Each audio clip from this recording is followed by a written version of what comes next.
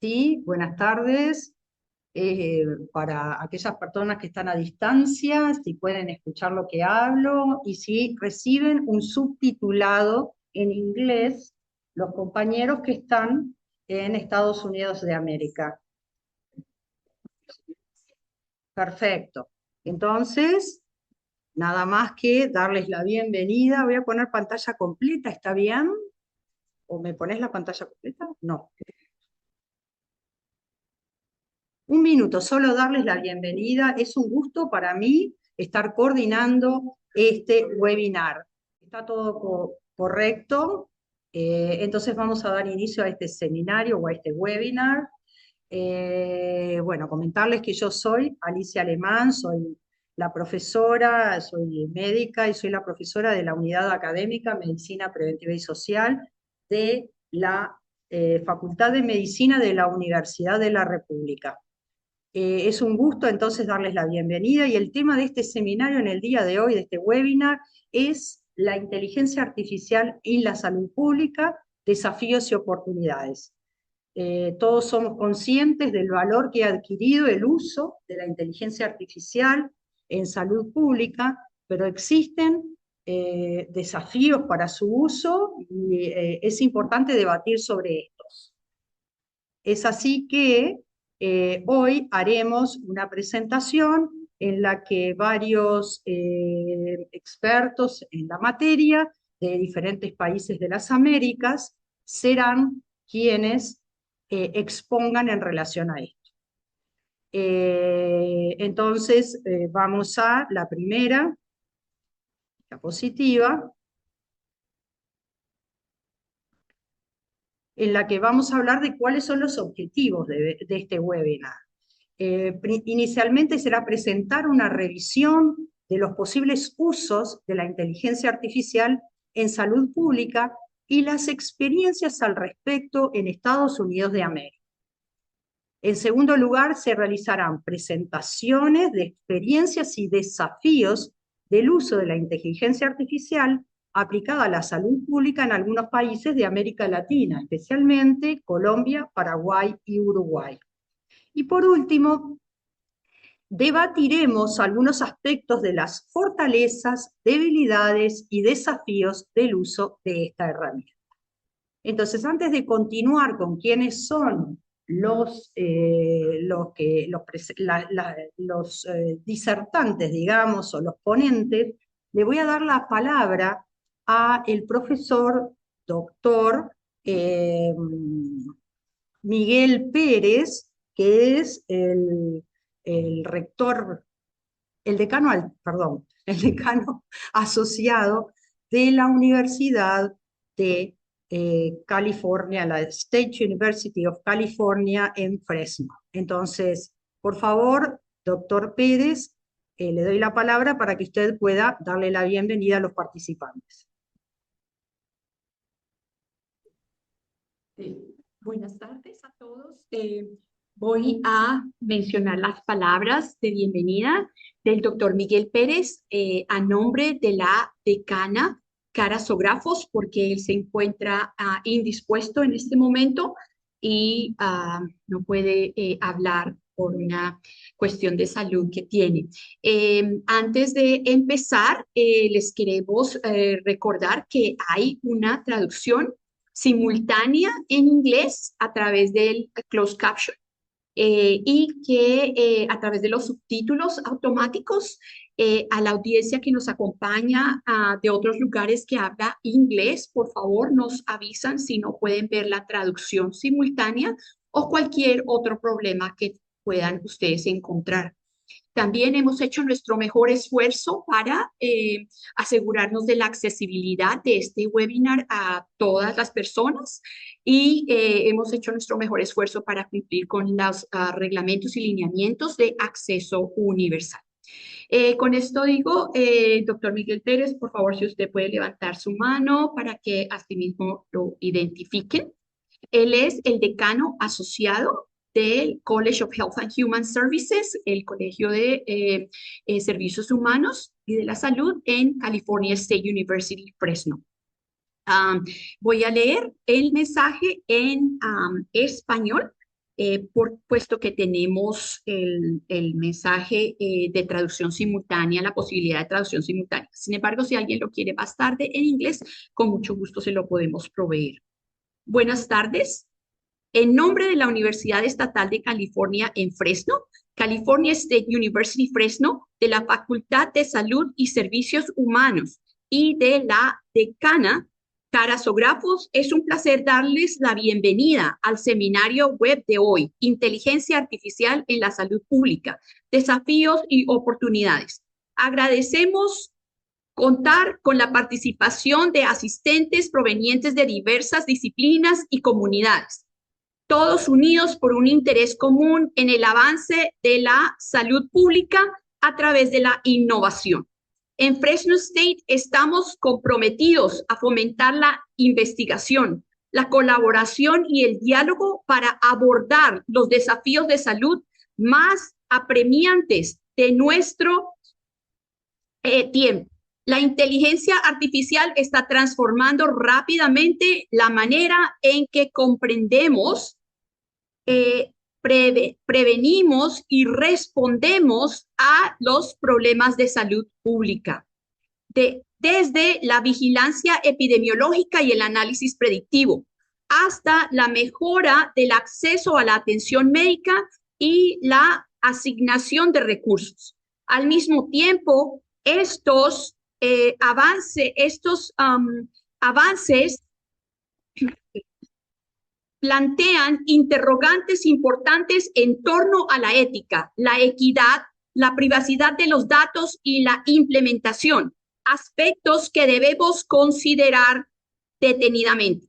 El seminario web de hoy ofrece una plataforma fundamental para explorar tanto el potencial como la complejidad de integrar la inteligencia artificial en la práctica de la salud pública.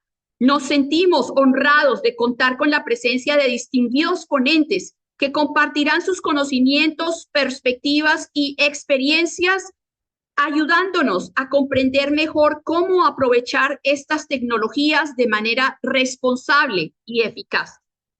Les invitamos a participar activamente, formulen preguntas, comparten sus puntos de vista y reflexionen sobre cómo las ideas que hoy debatan pueden aplicarse en su propio ámbito laboral y en sus comunidades.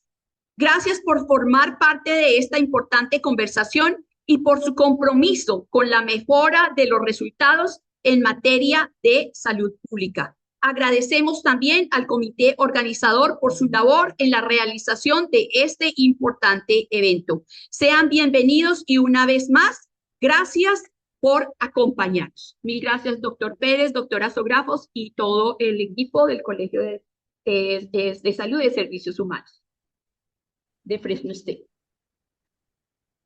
Bueno, entonces, una vez hechas las bienvenidas, muchas gracias, doctor Miguel Pérez, procederemos a continuar la presentación. Los objetivos ya los mencioné y les voy a hablar de los ponentes. Los ponentes son la doctora Elda Pinzón Pérez de la Universidad Estatal de California en Fresno y actualmente becaria de Fulbright en Uruguay. La siguiente es la doctora Regina Guzmán, que es docente del Departamento de la Unidad Académica de Medicina Preventiva y es uruguaya.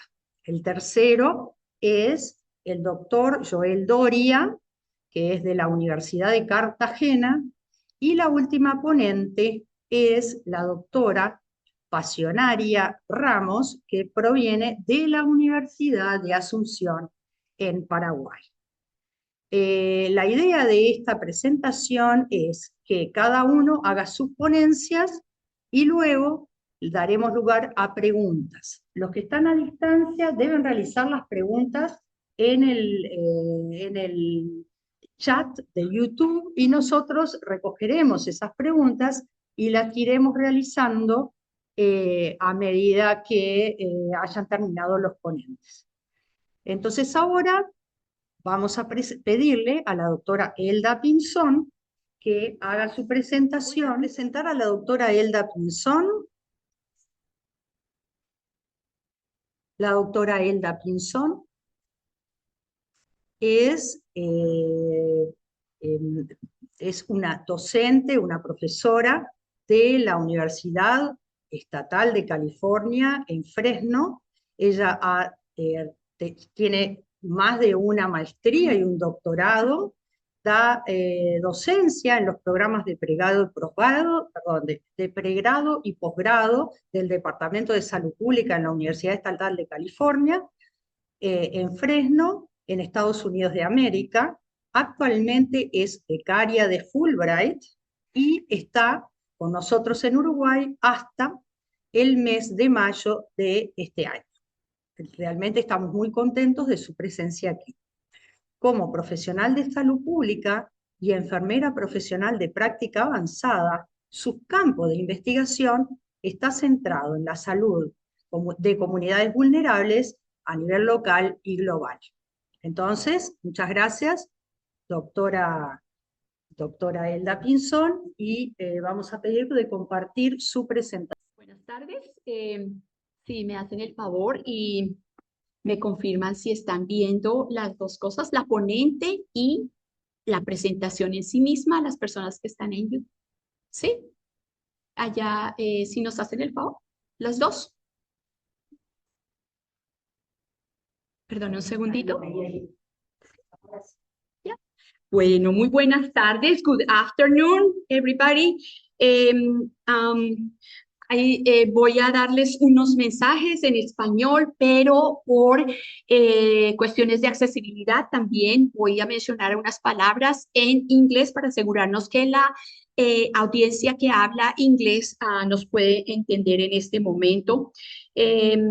Bueno, quiero comentarles que primero que todo les agradecemos mucho a todos los integrantes del comité organizador, muy especialmente a la doctora Alicia Alemán, por el trabajo tan intenso que hemos venido desarrollando por casi un año y medio con la Universidad de la República, y un trabajo muy gratificante para nosotros, para mí personalmente. As I mentioned to you, I am here to restate a few words from Dr. Alemán. I remind the audience outside of this place that the closed caption is going to be the venue for the translation, a simultaneous translation. So please let us know. We have one person assigned here to check the chat to be able to let us know if any problems with that translation. We also want to let you know that we have made everything possible to comply with the guidelines of universal access and accessibility to all audiences. So we apologize if we encounter any difficulties during this event. I would like to start by introducing myself. I am Elda Pinzón Pérez. Soy Elda Pinzón Pérez y quería comentarles que soy una profesora en la Universidad Estatal de California, Fresno. También quiero expresar mi más alto agradecimiento a la Comisión Fulbright por apoyarme constantemente y por permitir que yo esté aquí en este evento. Como les dije, voy a decir unas palabritas en inglés para asegurarme. I want to state my highest gratitude to the Fulbright Commission, for allowing me to have this experience and be here in Uruguay with this wonderful team of colleagues. También voy a mencionar unas palabras a nombre de nuestro liderazgo en el departamento. I want to mention some words on behalf of our leadership team in our department, which is Dr. Larissa Mercado, Interim Department Chair, as well as Dr. Tanisha Garcia, Department, Masters of Public Health Director, and she asked me to share just a few words of welcoming from la doctora Tanisha García. De la parte de la doctora Tanisha García, directora del programa de Maestría de Salud Pública en la Universidad Estatal de California en Fresno, les voy a leer el mensaje que mandó. Buenas tardes a todos. Es un verdadero honor para mí formar parte de este importante evento con el Instituto de Higiene en la Universidad de la República.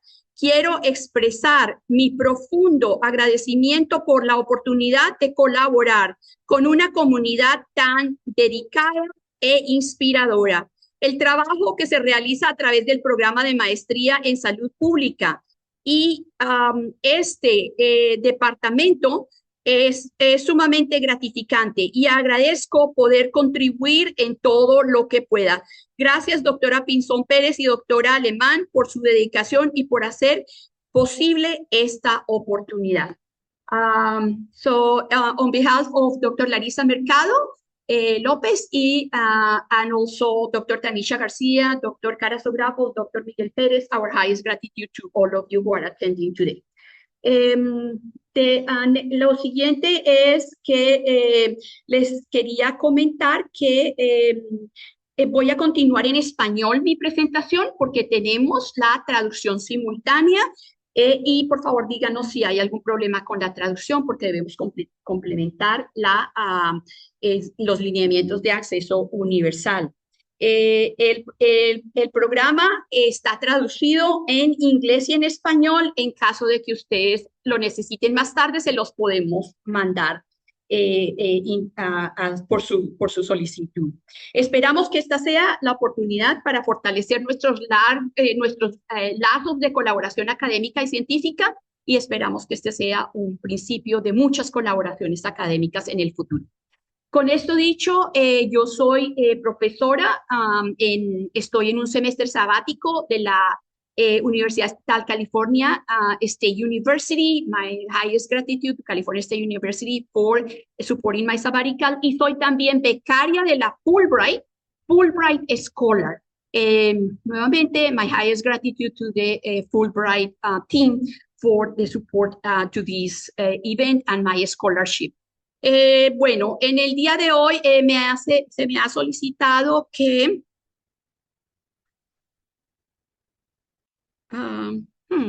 vamos a ver si podemos pasar la siguiente. Sí. Bueno, se me ha solicitado que dé una introducción general sobre la inteligencia artificial y por espacio y tiempo limitado para esta presentación voy a hablar de las definiciones de historia de la inteligencia artificial, la terminología clave en la inteligencia artificial en la medicina y la salud pública en los Estados Unidos de América y los desafíos y oportunidades, al igual que vamos a fortalecer o tener una oportunidad para diálogo y preguntas. En esta diapositiva, la inteligencia artificial, Estados Unidos de América, Uruguay y Latinoamérica nos presenta algunos ejemplos de cómo se han venido introduciendo, por ejemplo, la inteligencia artificial en estudios clínicos, a través, por ejemplo, de los estudios clínicos apoyados por diferentes organizaciones, por ejemplo, la NMF. La inteligencia artificial en la tecnología, la financiación específicamente para los programas de salud rural, presenta un desafío y ejemplos específicos como por ejemplo en la prevención de las enfermedades a través de algo que llamamos como el Internet of Things, en el que hay motivaciones para incorporar unos elementos específicos en la integración del servicio a los servicios de salud, siempre mirando hacia el pasado, reflexionando en el presente y viendo qué podemos hacer en el futuro para hacer que la inteligencia artificial sea una tecnología que represente principios éticos y tecnológicos.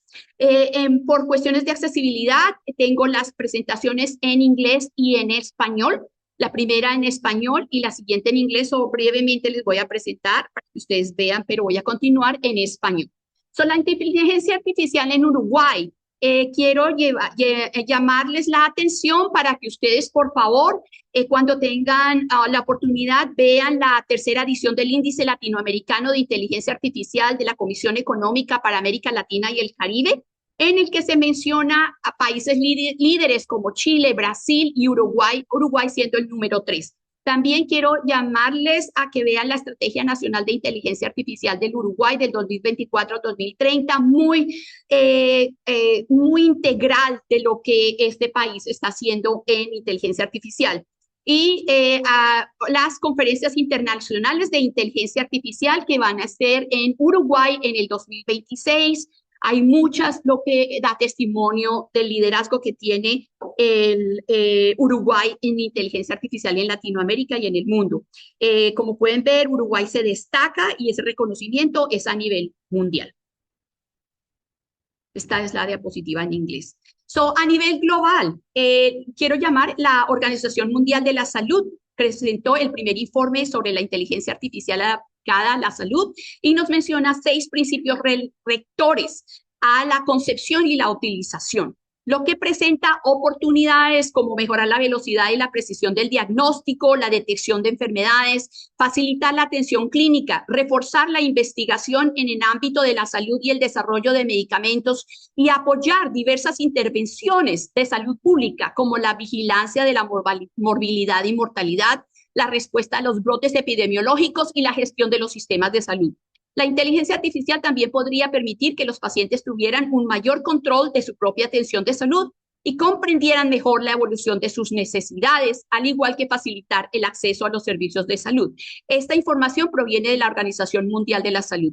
Desafíos, las limitaciones en la cobertura universal, la recopilación y utilización poco éticas en algunos casos, en algunas instancias, de los datos sobre salud, los sesgos codificados en los algoritmos y los riesgos que se presentan para la seguridad del paciente, la ciberseguridad y el medio ambiente. Y nuevamente, esto es de la Organización Mundial de la Salud. Aquí está la transparencia positiva en inglés. Los principios rectores son preservar la autonomía del ser humano, de acuerdo a la Organización Mundial de la Salud, promover el bienestar y la seguridad de las personas y el interés público, garantizar la transparencia, la claridad y la inteligibilidad, promover la responsabilidad y la rendición de cuentas, garantizar la inclusividad y la equidad y promover una inteligencia artificial con capacidad de respuesta y sostenible. Aquí tenemos un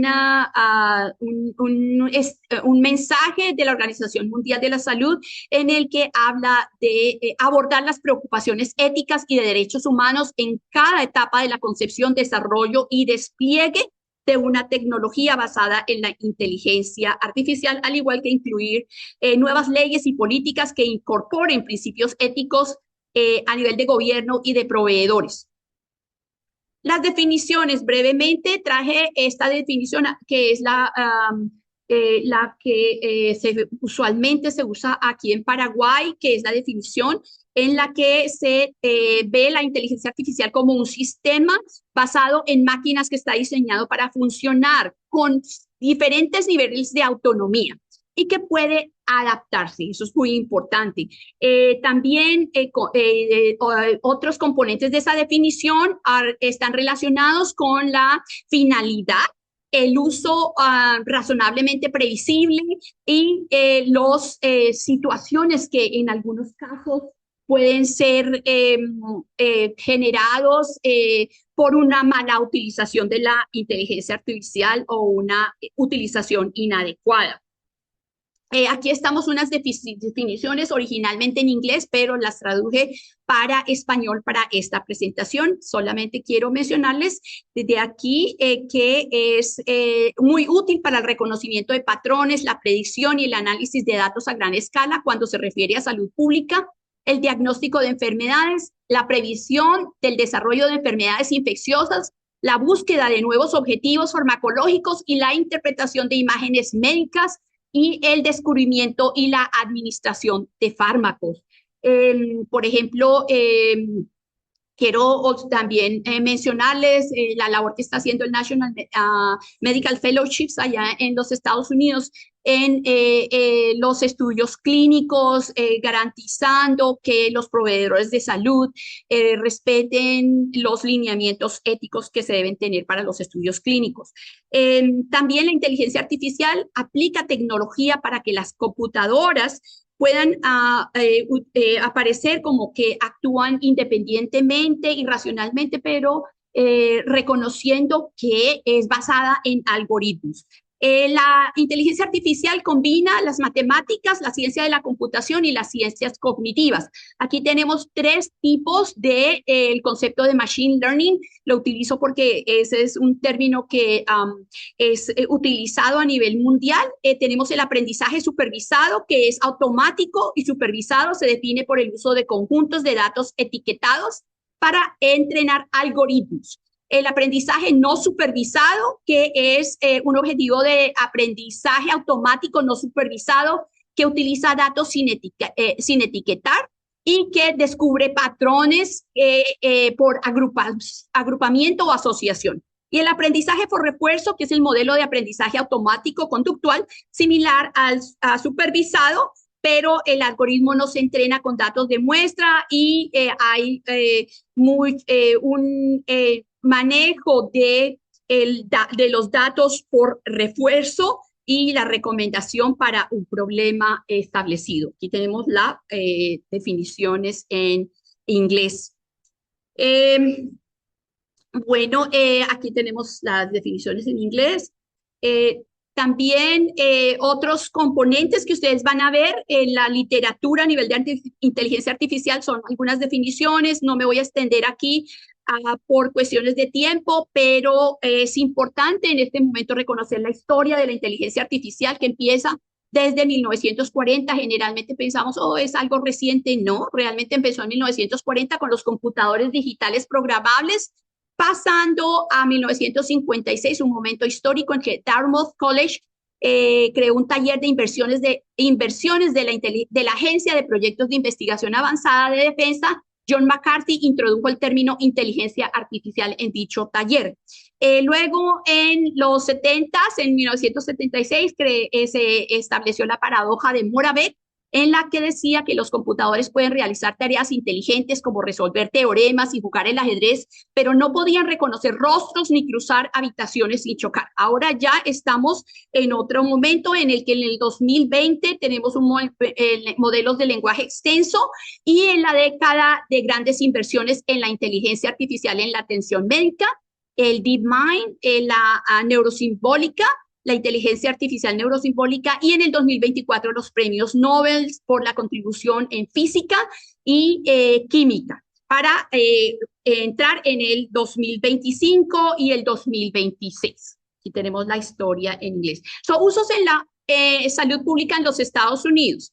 Tenemos el uso para la predicción de riesgos epidemiológicos, individuales y como de comunidades, pronóstico y vigilancia de enfermedades, sistemas de modelo de pandemias y epidemias, el modelado espacial y la ubicación de brotes epidemiológicos, la respuesta eficaz y oportuna a brotes, optimización de la definición de casos, prestación de servicios de salud en zonas de difícil acceso como las zonas rurales, aplicaciones innovadoras y emergentes de la inteligencia artificial en la intersección de la enfermería, la medicina y la salud comunitaria, el movimiento de hospitalización domiciliaria o hospitalización en casa, las historias clínicas electrónicas, una precisión en el diagnóstico, patrones en datos clínicos y la posibilidad de llevar la historia clínica a todas partes del mundo, y identificación de predictores, al igual que monitoreo y gestión de enfermedades transmisibles.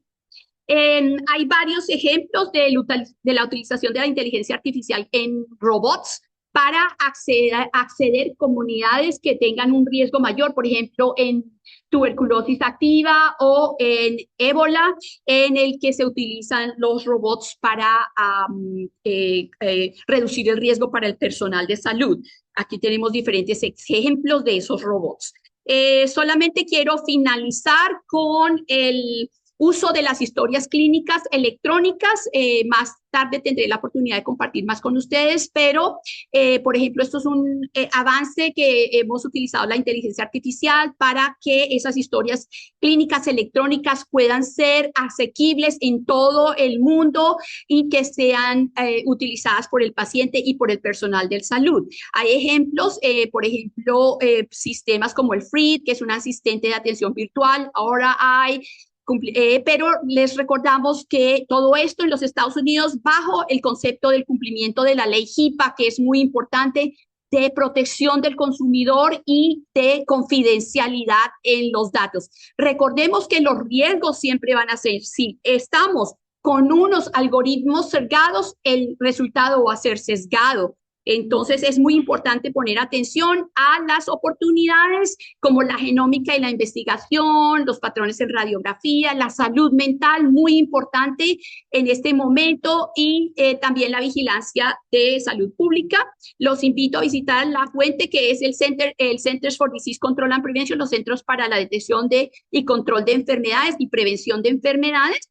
Y hay múltiples productos en el mercado, como por ejemplo el Food and Drug Administration, que es nuestro ente coordinador de los medicamentos y alimentos, ha aprobado 691 dispositivos médicos basados en la inteligencia artificial, como biosensores químicos para el sudor, saliva, lágrimas y otros, determinar electrolitos, por ejemplo, el análisis del ultrasonido, las cirugías digitales, la secuenciación genómica en la que Stanford es líder, y otras cirugías adicionales como hospitales. En términos de desafíos y riesgos, los posibles sesgos, nuevamente los algoritmos, las disparidades e inequidades en salud, preocupaciones legales, cumplimiento de las leyes HIPAA, consentimiento del paciente, que siempre debemos obtenerlo, privacidad y protección de datos, una política sanitaria congruente con la Organización Mundial de la Salud,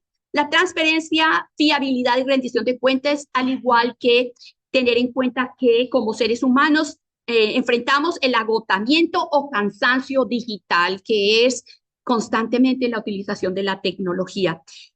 Nuevamente, esto está en inglés y solo los dejo con los enlaces para las leyes y políticas, iniciativas. En los Estados Unidos, les recuerdo la ley HIPAA, que es muy importante, y otras iniciativas como STRICE Initiative, al igual que Ethics, Bias and Transparency for People and Machines. Mil gracias, les agradezco mucho a todos y esperamos que podamos continuar con esta colaboración entre nuestros países. Mil gracias. Muchas gracias, doctora Pinzón. Ahora vamos a proceder a la presentación de la doctora Regina Guzmán. La doctora Regina Guzmán es médica, es especialista en epidemiología por la Universidad de la República y tiene un máster en ética de la investigación por la Universidad de Brasilia.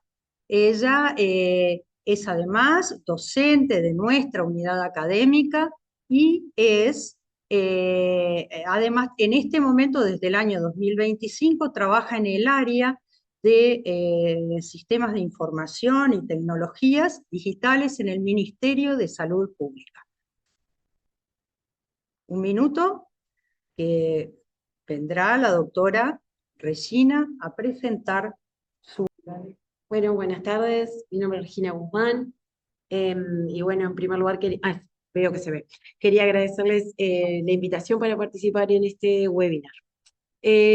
Un poco desde la perspectiva de Uruguay, la idea era poder, bueno, desde Uruguay, la perspectiva de la salud pública y la salud colectiva, era poder analizar o presentar algunos de los desafíos, oportunidades, y en qué está centrado el modelo regulatorio uruguayo, lo que hace de que, bueno, tenemos como una estricta normativa y un conjunto de pasos que se deben de dar para poder avanzar con seguridad y de formas éticas en algunas tecnologías. Entonces, bueno, en primer lugar, comentarles que, bueno, hay un prerequisito fundamental para comenzar a hablar de inteligencia artificial, y es que los sistemas deben de estar organizados de una determinada manera como para poder llegar a la inteligencia artificial. Entonces, como que hay un primer paso que está concentrado sobre los sistemas transaccionales, que son aquellos en los que, bueno, obtenemos la información de forma cotidiana con un fin específico. En un segundo paso están los sistemas que mezclan distintas fuentes de datos, y como en un tercer paso estaría, bueno, la utilización de la inteligencia artificial. Pero este conjunto de caminos debe de ser ordenado, y de esto lo que podemos destacar es que, bueno, en Uruguay más o menos el 83% de la información clínica está dentro de la historia clínica electrónica nacional.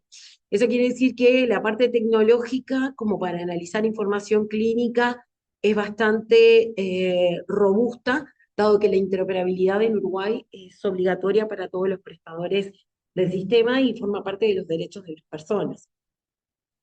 Por otro lado, creo que si bien tenemos todo eso digitalizado, aún enfrentamos algunas dificultades en el sentido principalmente de los propios recursos humanos. A veces nos quedamos con la idea de que todavía estamos pensando en ingreso un conjunto de datos, mezclo los datos, obtengo resultados y eso es como el mayor avance de la tecnología. Sin embargo, cuando estamos hablando de inteligencia artificial, estamos hablando de varias cadenas de valor que son simultáneas, que permiten corregir errores o estimar dónde puede haber fallos, identificando patrones. ¿Qué es lo que sucede? Que en muchas oportunidades a veces estamos concentrados sobre que el mayor avance tecnológico que podemos tener es la perspectiva esta del estándar, y no pensamos en que debemos de corregir los datos y la información de una manera para poder escalar hacia un uso de la tecnología mucho más eficiente. En este sentido, nosotros tenemos un marco de gobernanza que es bastante estricto. Una parte tiene que ver con leyes y otra parte tiene que ver con decretos. No pretendo entrar en el marco regulatorio estricto, pero sí comprender que hay varias capas, por lo menos, en las que el Ministerio de Salud se debe de regir. Primero, AGESIC, que para los que no son de Uruguay, es la Agencia de Gobierno Electrónico para la Comunicación y la Información, y básicamente tiene todo lo que está bajo la idea de la gobernanza de lo que se digitaliza en el Estado uruguayo. No solo salud, sino que todo está bajo el manto de esta agencia. Adentro de esta agencia hay un subprograma que se llama Salud Digital, que es el que revisa la aplicación de cómo las tecnologías se utilizan en el área de la salud. Esto tiene más de 10 años de evolución, y lo que sí tenemos es que, bueno, tenemos una ley que tiene que ver con el mandato ético y el uso seguro de los datos, y por otro lado, bueno, tenemos decretos que regulan la gobernanza y cómo se da esa coordinación estatal. En ese sentido, está, bueno, la Estrategia Nacional de Inteligencia Artificial 2024-2030, que de alguna manera va poniendo como ese marco de cómo avanzamos y hacia dónde vamos. Lo que sí se refuerza en todas partes de las normativas nacionales es que tenemos que manejar estándares, pero que no se puede perder la supervisión ética de ninguno de los procesos que estén vinculados al uso de la inteligencia artificial. Es decir, el mandato ético está atravesado de forma transversal para la parte de la tecnología, para la parte de salud y para la parte que tiene que ver con la legislación específica de nuestro país. Una de las cosas en las que se viene trabajando, y es como tal vez la clave de todo esto, es que la normativa vigente no permite la existencia de cajas negras. Es decir, se toma como inaceptable que existan cajas donde se ingresan algoritmos que las personas no podemos saber por qué es la respuesta. Es decir, todos los modelos o lo que se genere tiene que poder ser explicado. Si es en el área de salud, pasa a ser inaceptable que sencillamente una inteligencia artificial dé una devolución a una persona si primero no conocemos los algoritmos y estos son evaluados y analizados con todos los análisis de riesgo correspondientes, y a su vez que tenemos que tener una manera de poderlos explicar. Estos sistemas cerrados, ¿no? que de alguna manera comprometen los derechos de los pacientes, se toman como que serían inviables en el marco de una propuesta que desarrolle la IA en el Uruguay. Lo que sí se plantea es que tanto el equipo de salud, los pacientes o los usuarios del sistema tienen que tener un derecho garantizado, y acá quien garantiza los derechos es la Unidad Reguladora de Datos Personales, que es la que audita, revisa y a la cual debemos de entregar las evaluaciones de riesgo en caso de querer presentar algún modelo de inteligencia artificial para alguna actividad, cualquiera sea ella. No solo inteligencia artificial, sino que también solamente con pasar a Big Data ya tenemos que notificar obligatoriamente los análisis de riesgo de cómo va a ser el tratamiento de la información. En este sentido, como que lo que me interesa destacar es que es como muy sólido todo lo que tiene que ver con la normativa, los protocolos y los procedimientos. No es que sencillamente podemos subir datos y ponerlos en una nube y con eso un algoritmo y con eso acercarnos a un paciente, sino que se necesita cumplir con muchísimos estándares y de alguna manera a nivel nacional o por lo menos como autoridad sanitaria, em, cumplimos con todos estos procedimientos, por lo cual nos amparamos ante el principio de precaución, y es que si no sabemos cuál podría ser la devolución de una IA, lo primero que hacemos es ser precavidos en su uso, en probar y volver a probar algunos modelos o entrenamientos. Bueno, otra de las cosas que son como esenciales y que capaz que ahí en la imagen se puede ver bien, es que no hay, es decir, obviamente que está la garantía de no discriminación, que es uno de los problemas que también tenemos, porque al tener un conjunto tan pequeño de datos, por ser un país tan chiquito, y por pensar que las casuísticas de las patologías pueden llegar a ser todavía hacia números más chiquititos, tenemos que tener cuidado en cómo vamos a entrenar a los algoritmos. Entonces tenemos que generar, bueno, garantía de no discriminación y no generar sesgos que podrían estar dados inclusive por seres pequeños. Después puede estar allí articulando una sugerencia de la IA, pero en el Uruguay la decisión humana es obligatoria, es decir, no está permitido de alguna manera, ni por las leyes o decretos, que un algoritmo interactúe con un paciente o con un usuario del sistema si en el medio no está la intervención de un profesional. Esto aplica principalmente a lo que sería como el principio de responsabilidad o de ética médica, y de ahí, bueno, sí se toma una decisión para pensar en un tratamiento.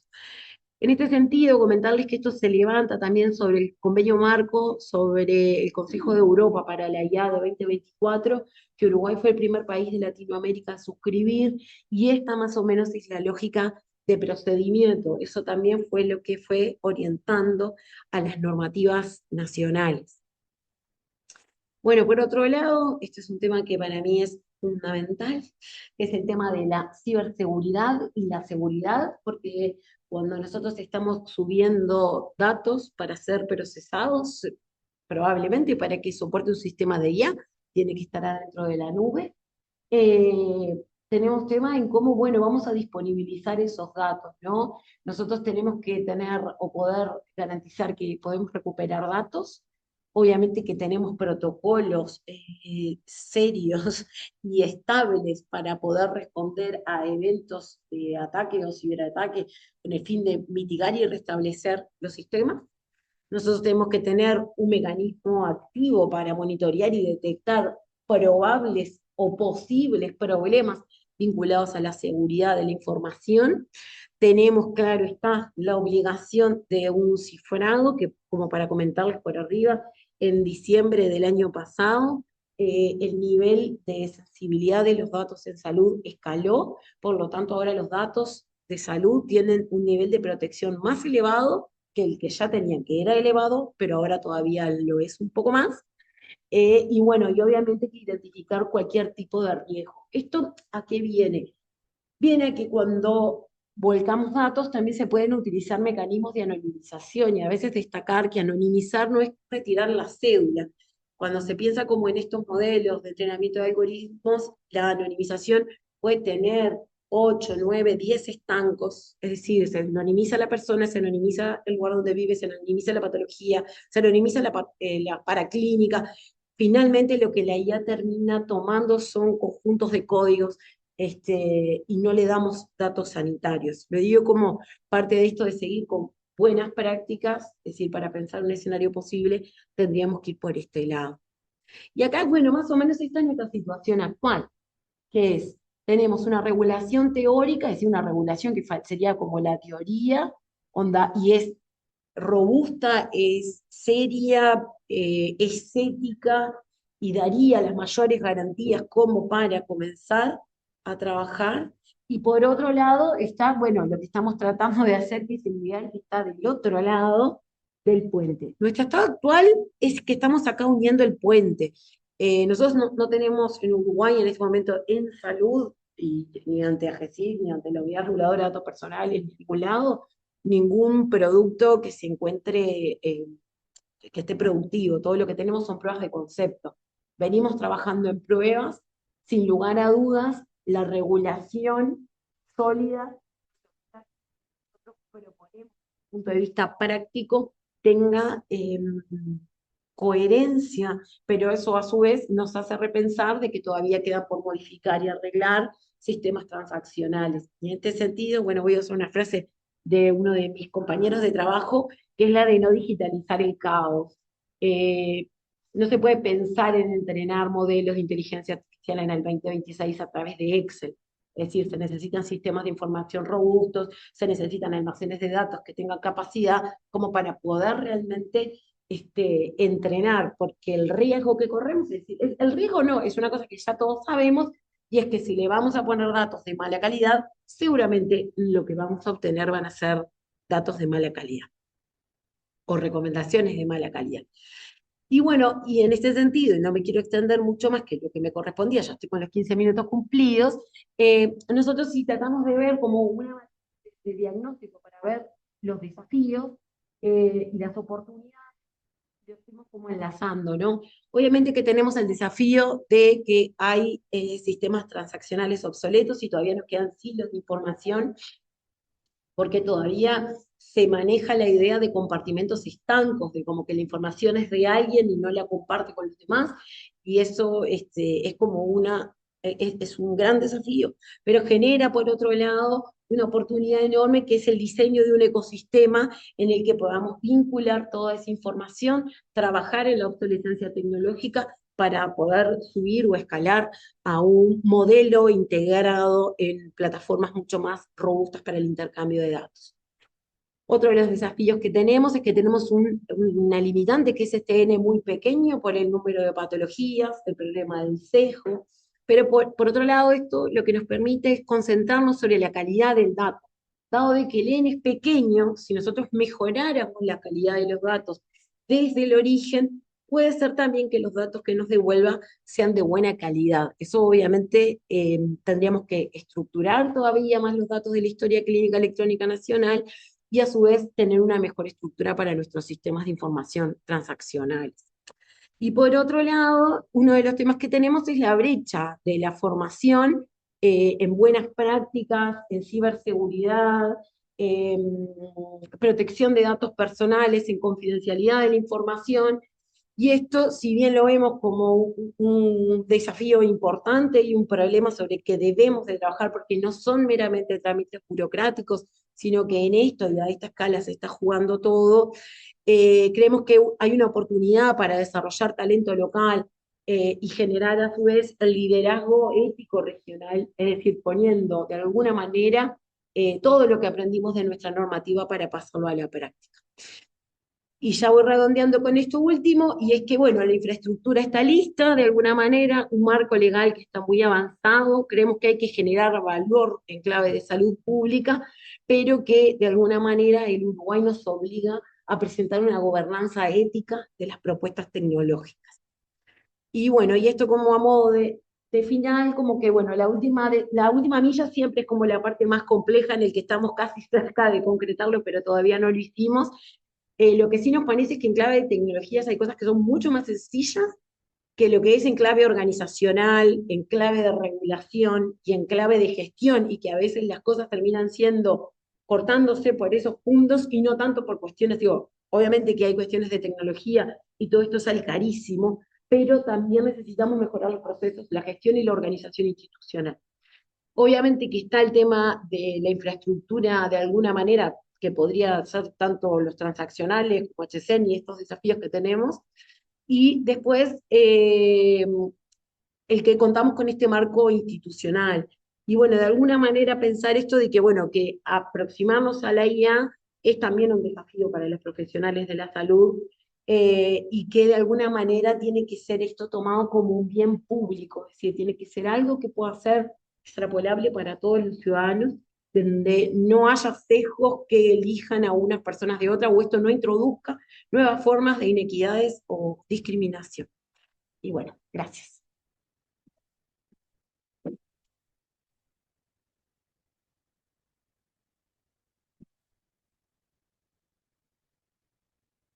Muchas gracias, doctora Regina Guzmán. Eh, Pasaremos ahora entonces a nuestro próximo disertante, que es el doctor Joel Doria. El doctor Joel Doria es médico, magíster en ciencias de datos de la Pontificia Universidad Javeriana de Cali. Es médico en investigación en el Instituto de Investigaciones Inmunológicas de la Universidad de Cartagena y esta presentación la realizó en conjunto con algunos otros profesionales de universidades, de otras universidades de Colombia, como son el doctor, perdón, la doctora Luz Marina Alonso, que es de la Universidad del Norte, y la doctora Margaret Pérez, que es de la UNAD, todas universidades de Colombia. Entonces, le pedimos por favor al doctor Joel que que comparta su pantalla. Dejamos de compartir aquí.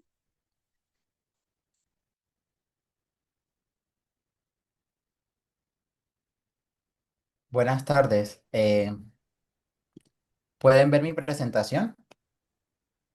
Sí, podemos ver tu presentación perfectamente. Nos gustaría que los compañeros que están viendo por YouTube digan si ven la presentación y si además ven los subtítulos. Puede haber un retraso, un pequeño delay. O sea que tomémonos unos segundos para ver que realmente se ve todo. ¿Se ve todo? Perfecto. Adelante, el doctor Joel Doria.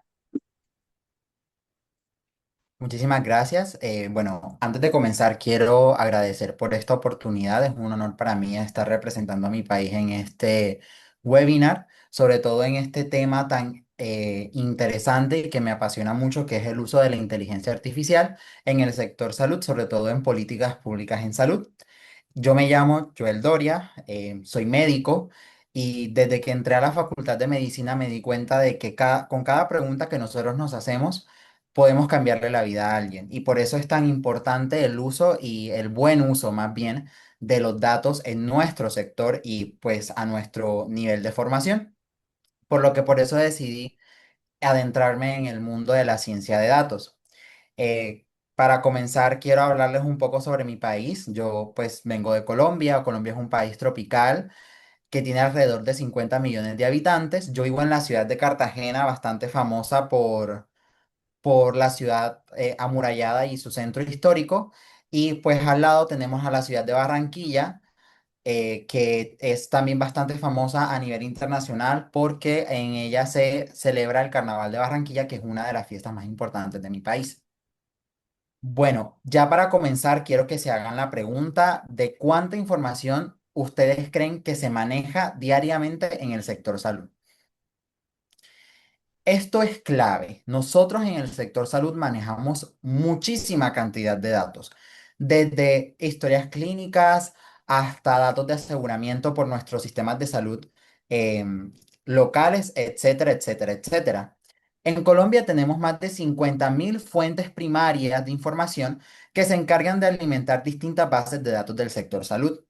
Toda la información es recolectada por el Ministerio de Salud y Protección Social y luego es utilizada para la creación de políticas públicas. Dentro de, dentro de estas diferentes fuentes de información encontramos la afiliación al Sistema General de Seguridad Social y Salud, que es el sistema de salud pública de acá de mi país, el número de hospitales, tenemos la cantidad de profesionales de talento humano en el sector salud. También tenemos la notificación de patologías de interés en salud pública, el registro de nacidos vivos y de defunción que lo lleva el Departamento Administrativo Nacional de Estadística, el registro único de, de las intervenciones en salud pública, que son los RIPS, los datos que lleva el CIPEN, el Civigila, el IDEAM, etcétera. Estos son un montón de organizaciones y un montón de maneras en las cuales nosotros en mi país mantenemos un registro de los datos que luego son utilizados para el sector salud en diferentes formas. Toda esta información se recopila en el Sistema Integrado de Información de la Protección Social y es de acceso público y se puede consultar. ¿Qué sucede? Que en esto, en el CISPRO, que es donde por lo general se llevan las vigilancias de diferentes enfermedades de interés en salud pública, pues la información se resume de manera descriptiva. Es decir, están los casos de las patologías o los casos de los eventos de interés y pues simplemente se resume la cantidad de casos actuales hasta la fecha en la cual se tienen reportado. Sin embargo, la inteligencia artificial o el machine learning nos abre las puertas para poder implementar estrategias de análisis predictivo que nos ayuden a la pues, predicción de patologías, a la vigilancia más estricta o a la optimización de recursos. Es por esto que yo quería incluir esta diapositiva para que nosotros dimensionemos realmente lo que es el aprendizaje automático. Vean, nivel personal, pues a mí me ha tocado muchísimo ver y explicar muy bien qué es lo que un científico de datos hace. Y es porque cuando hablamos de inteligencia artificial, la gente automáticamente piensa en ChatGPT o en estos motores de búsqueda como ChatGPT, Gemini, Cloud, etcétera. E incluso hay personas que jocosamente me han preguntado de que si mi título de magíster es precisamente para hacerle consultas a estos modelos de lenguaje. Y realmente no. Esto que ustedes ven aquí es una fórmula química que pues tal vez alguien en los espectadores sepa qué es, pero para los que no, esta es la fórmula química del acetaminofeno o en la marca, esto es una marca pues que se encuentra acá en el país que se llama Dolex. Si yo les muestro esta fórmula matemática, probablemente ustedes no sepan qué es. Pero esta es la fórmula matemática que es la que permite que nosotros podamos interactuar con el motor de búsqueda ChatGPT. Esto, ChatGPT es un LLM, es un Large Language Model que a su vez nace de una red neuronal artificial que luego se convirtió en una red neuronal convolucional y luego se aplicaron diferentes nuevas fórmulas matemáticas para que el modelo pudiera aprender y tener una respuesta.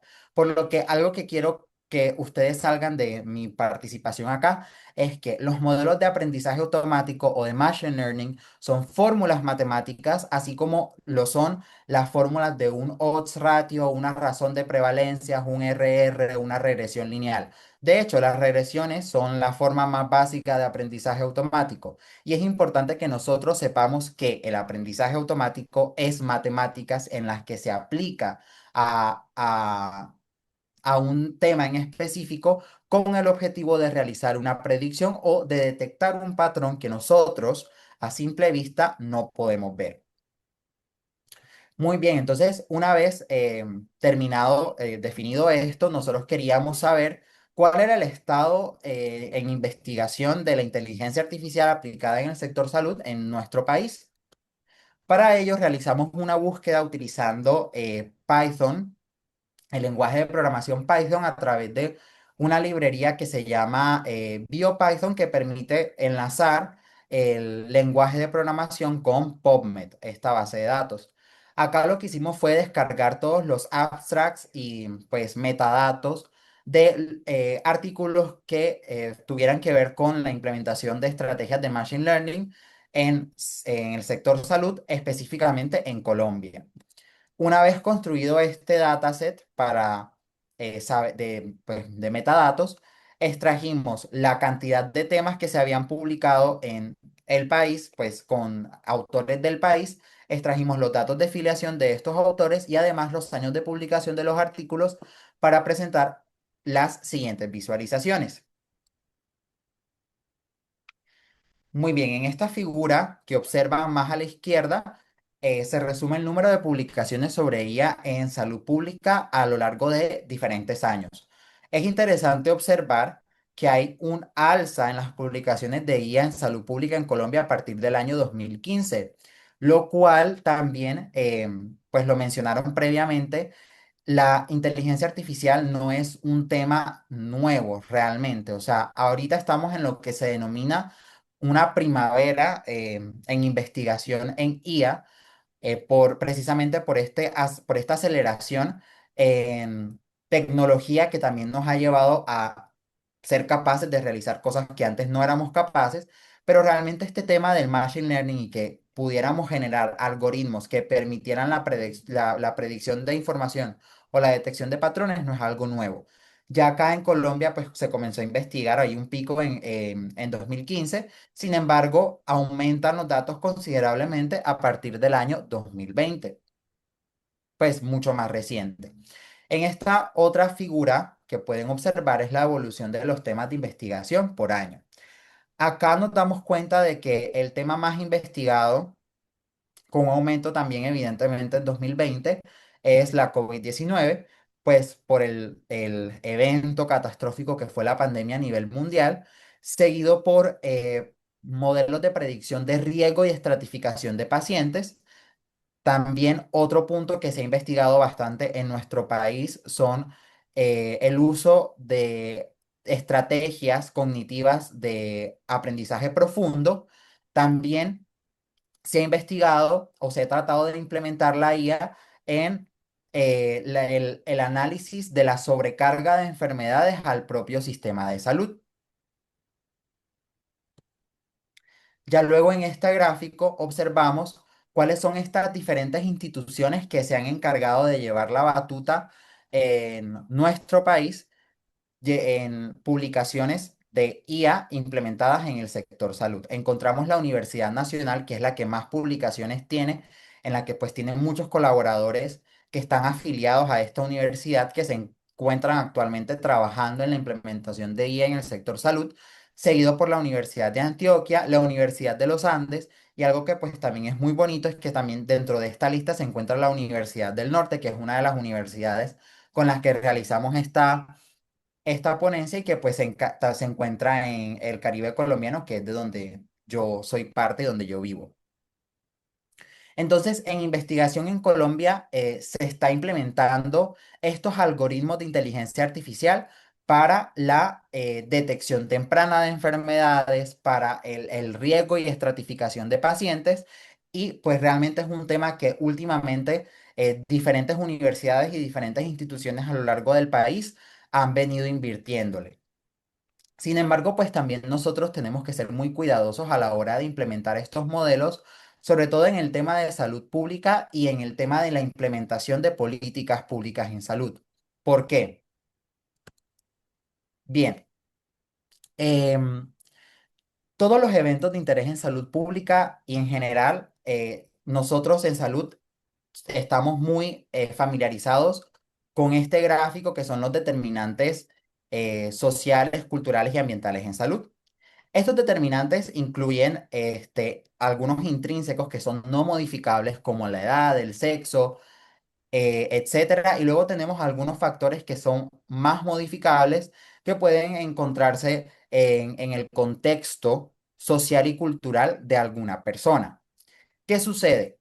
Que las patologías sanitarias tienen unas causas y unos factores que son muy largos. Tenemos demasiadas variables que pueden estar afectando la presencia de una enfermedad o el comportamiento de una patología en específico. ¿Qué sucede? Y por eso es importante que recordemos que estos son fórmulas matemáticas. Yo a un modelo de inteligencia artificial no le puedo colocar demasiadas variables para hacer una predicción, porque el modelo simplemente no va a funcionar. De hecho, en ciencia de datos, lo que se hace cuando se tienen bases de datos que son muy grandes son técnicas de reducción de la dimensionalidad para pasar de bases de datos de, por ejemplo, de 80 variables a seleccionar 3, 4 o hasta 5 variables. Hay que hacer una reducción significativa y un resumen de esa tanta cantidad de variables.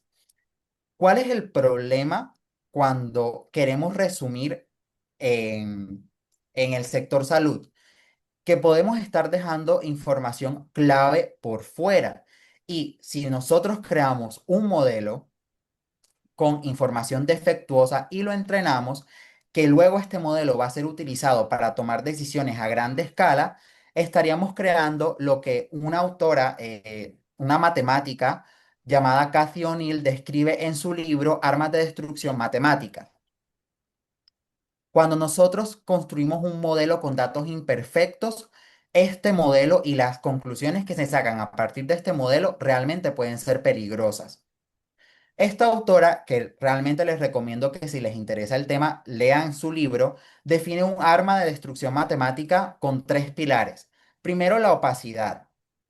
Cuando nosotros tenemos un modelo de aprendizaje automático del cual no sabemos, primero, qué variables se incluyen y segundo, cuál es la importancia de estas variables para el modelo, eso es peligroso, porque si bien las fórmulas matemáticas no tienen sesgo y no discriminan, la persona que decide y que le genera la importancia a esos features, a esas características, sí lo puede hacer.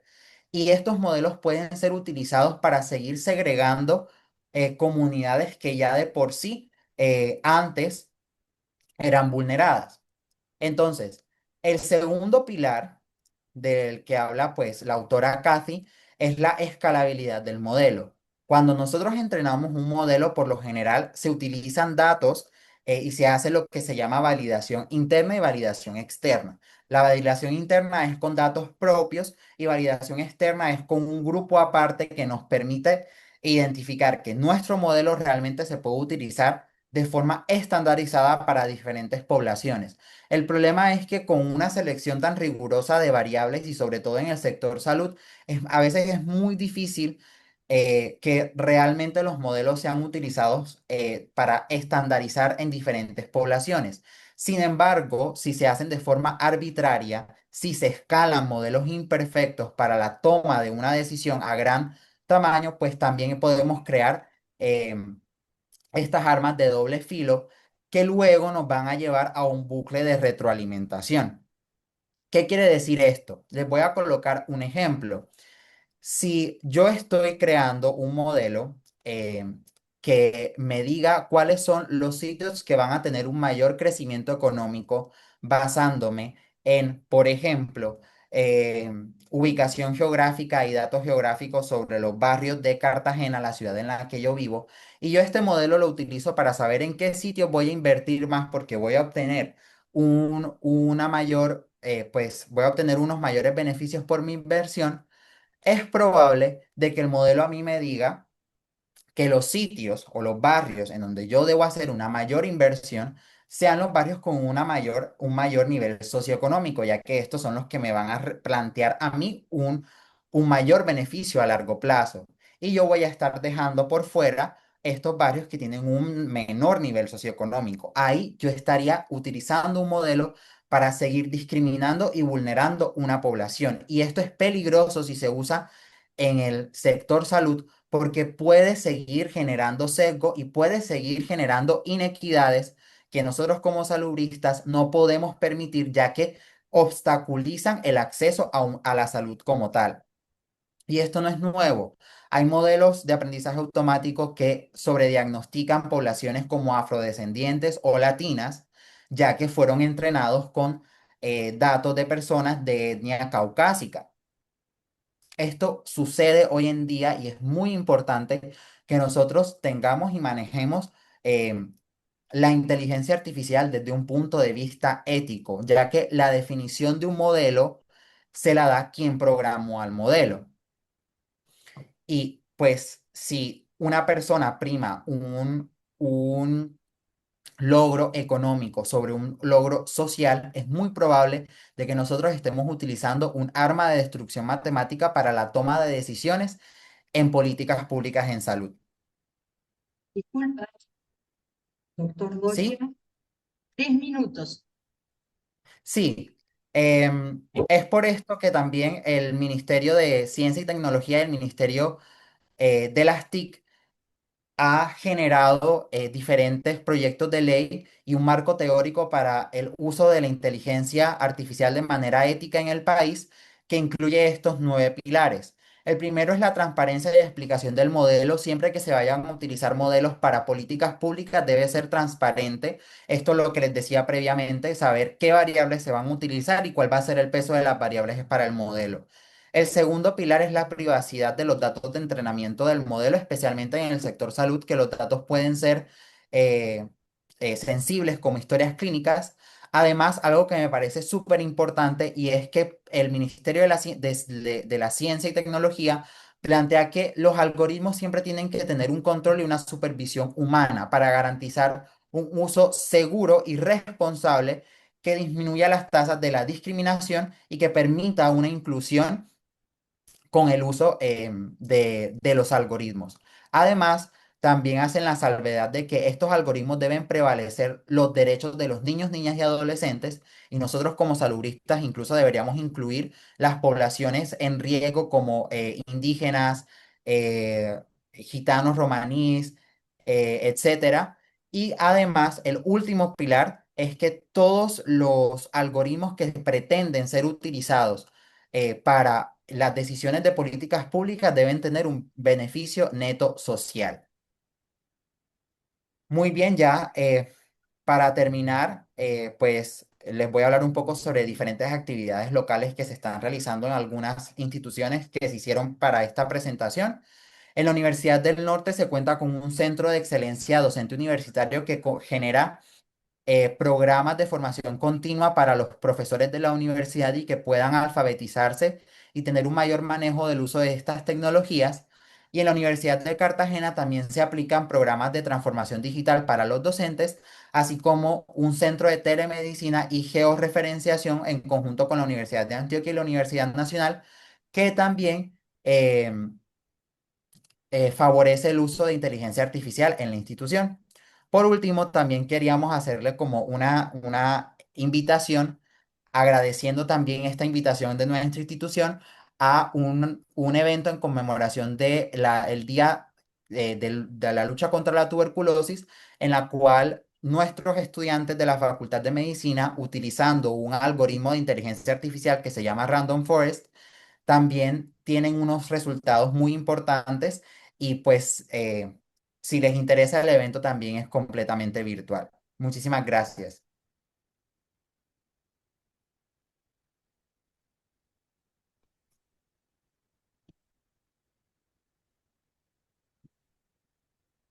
Doctor, gracias por una excelente presentación y ahora vamos a dar lugar a la presentación de la doctora Pasionaria Ramos. La doctora Pasionaria Ramos es, un minuto, que voy a leer su CV. Es bioquímica de formación de la Universidad Nacional de Asunción, tiene una maestría en salud pública y gestión sanitaria de la Escuela Andaluza de Salud Pública de Granada, en España. Ha obtenido un doctorado summa cum laude de la Universidad de Salamanca en alimentación y salud humana. Tiene una especialización en investigación en salud de la Universidad Europea de Santander. Es docente de investigación de cursos de posgrado en la Escuela de Salud Pública de la Universidad Nacional de Asunción y es investigadora nivel 2 del CONACYT. Los dejo ahora con la doctora. Doctora, cuenta con 15 minutos para su exposición. Sí, muchas gracias. En primer lugar, quisiera agradecer a la doctora Alicia Alemán y a la doctora Ella Pinzón Pérez por esta invitación para poder participar de este webinar. Entonces, voy a empezar contando una pequeña historia, ¿verdad? Dice que hay unas maldiciones en China, ¿verdad? Y voy a empezar por la tercera maldición china que dice que ojalá se le cumpla a uno todos los deseos. La segunda maldición china dice que la gente importante conozca bien tu nombre. Y la primera maldición china dice que ojalá te toque vivir tiempos interesantes. Y yo creo que todos estamos viviendo esta primera maldición porque realmente nos toca vivir tiempos muy interesantes en todos los ámbitos en el ámbito político, en el ámbito sanitario, ¿verdad? En el ámbito económico, pero sobre todo yo creo que lo más interesante que estamos viviendo es la evolución de las tecnologías. Yo no quiero contar mi edad, pero sí les quiero contar que no soy nativa digital. Yo me acuerdo, yo estuve cuando preparaba la charla, me reía, era de todo lo que pasó en todo este tiempo. Y con decirle que computadora en mi casa tuvimos en el año 94. Cuando yo me fui a hacer la maestría 99-2000 a España, quienes tenían computadora portátil eran 5, 6, era un lujo de 29 compañeros, ¿verdad? Y sin embargo, ahora yo le miro a mis alumnos y todos están con una tablet como mínimo donde toman sus apuntes. Ya nadie usa el cuaderno físico, todos están ahí con la computadora. Entonces, a mí me sorprende dos cosas, ¿verdad? Por un lado, la rapidez de la evolución de estas tecnologías y lo otro, el acceso que se tiene. Lo que antes era un lujo, ahora forma parte de nuestra cotidianeidad. Dicho esto, y pensando un poco en la audiencia de los Estados Unidos de América, ¿verdad? Yo quiero presentar brevemente dónde está situado Paraguay. Bueno, Paraguay está en América del Sur, ¿verdad? Comparte con Bolivia una característica muy particular, que es que no tenemos costa sobre el mar, ¿verdad? Y limita con dos grandes de la región, que son Brasil y Argentina, y también con Bolivia, ¿verdad? Hay una característica cultural muy común que nos une a Uruguay, a la Argentina y el sur de Brasil, que es el consumo del mate, que es una infusión, ¿verdad? A base de yerba mate con agua caliente, pero Paraguay se caracteriza por tener otra bebida que es el tereré, que es una infusión también a base de yerba mate, pero fría. Esto básicamente debido a las altas temperaturas. El promedio de temperatura anual en el país oscila entre 20 a 25 grados. Hace mucho calor todo el año y también es muy húmedo. Y entonces acá hay un dicho que dice que Paraguay tiene dos estaciones, la estación del verano y la estación de autobuses, porque otras estaciones climáticas no conocemos. Ya adentrándonos un poco en el país, ¿verdad? Quiero decir que somos un país relativamente pequeño, por no decir muy pequeño, ¿verdad? Según los datos del Instituto Nacional de Estadística del año 2024, somos poco más que 6 millones de habitantes y tiene una característica muy particular y es que la densidad poblacional es muy heterogénea. La región, el país se divide en dos regiones, occidental, oriental, ¿verdad? El promedio de densidad poblacional es de 17 habitantes por kilómetro cuadrado. En la región occidental, que es el Chaco, es de 0,86. En la región oriental es de 36,9 habitantes por kilómetro cuadrado. En Asunción, que es la capital, hay 3.959 habitantes por kilómetro cuadrado. Y el Gran Asunción, que es el departamento que rodea la capital, concentra el 40% de la población. ¿Y esto qué significa? ¿Por qué es importante este dato? Porque también esto significa que existe un desafío muy importante en el acceso a los servicios de salud, ¿verdad? Somos un país bilingüe, hablamos no solamente el español, también el guaraní, que es una lengua indígena y que está totalmente aceptada y utilizada por más del 90% de la población. Según el Índice de Desarrollo Humano de Naciones Unidas, ocupamos el puesto 102 de 193, ¿verdad? Es datos del 2022.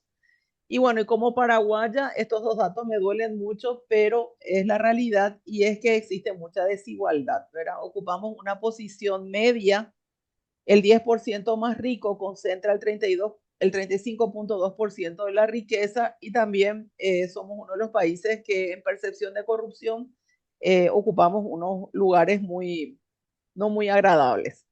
Dicho esto, yo voy a centrarme en hablar un poco en el tema de cómo se está usando la inteligencia artificial en salud pública en Paraguay.